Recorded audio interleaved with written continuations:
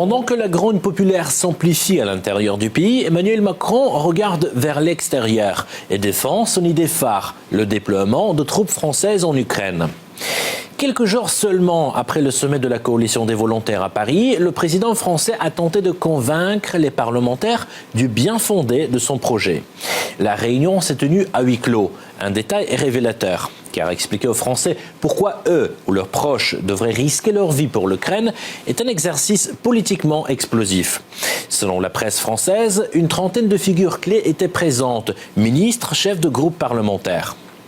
Le cœur du plan serait le suivant. Envoyer, après un éventuel cessez-le-feu, plusieurs milliers de soldats, majoritairement français et britanniques, sur le sol ukrainien.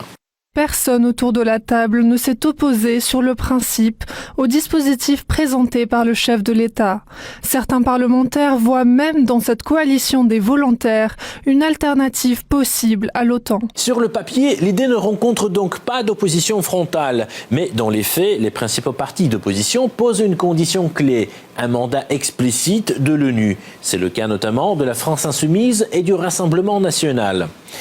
Pendant ce temps, au Royaume-Uni, les préparatifs sont déjà bien avancés. Selon The Times, Londres envisagerait l'envoi de moins de 7500 soldats.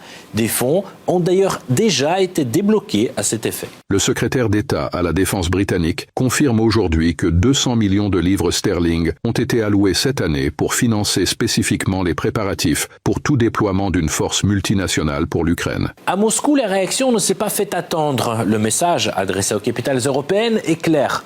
Si des troupes étrangères apparaissent en Ukraine, elles ne seront pas accueillies à bras ouverts. Ces imbéciles de dirigeants européens veulent une guerre en Europe malgré tout. On l'a dit 1000 fois, la Russie n'acceptera aucune troupe européenne ou de l'OTAN en Ukraine. Mais non, Macron continue à colporter ces conneries pathétiques.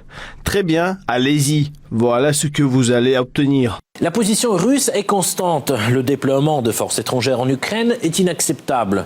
Une ligne rouge facile à comprendre. Pour Paris, ce serait l'équivalent d'un déploiement de troupes russes en Allemagne.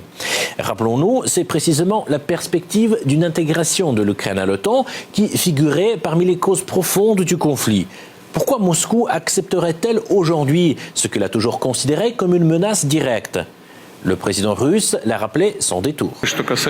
En ce qui concerne le déploiement potentiel de contingents militaires en Ukraine, cela fait partie des causes profondes pour lesquelles l'Ukraine est entraînée vers l'OTAN. S'il y a donc des troupes, surtout maintenant, au moment où il y a des combats, nous partirons du principe qu'il s'agit de cibles légitimes à frapper. Ce scénario n'est pas totalement inédit. Jusqu'à présent, il concernait surtout des mercenaires. La presse russe fait régulièrement état de combattants étrangers venus de Géorgie, de Colombie ou de pays membres de l'OTAN, neutralisés sur le terrain. Les frappes visent leur lieu de regroupement. Et pour eux, la capture est rare. Contrairement aux soldats ukrainiens, ces mercenaires ne bénéficient pas du statut de prisonniers de guerre prévu par la Convention de Genève. Un autre mercenaire étranger est mort en Ukraine.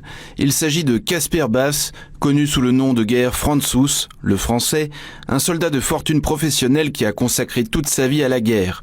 Sa mort, provoquée par de graves lésions des organes internes et de larges brûlures, a été longue et pénible. L'armée russe a éliminé une dizaine d'officiers de l'OTAN près d'Odessa. Des soldats du groupement de troupes centres ont éliminé à Krasnoarmeysk un Vietnamien qui combattait dans les rangs de l'armée ukrainienne et qui avait été envoyé dans cette ville, libéré par la Russie, afin de créer l'illusion d'une présence de troupes ukrainiennes sur place. Assurer une paix durable, voilà l'argument avancé pour justifier un déploiement militaire après un cessez-le-feu. Mais la question demeure, si les armes se taisent, pourquoi envoyer des troupes ?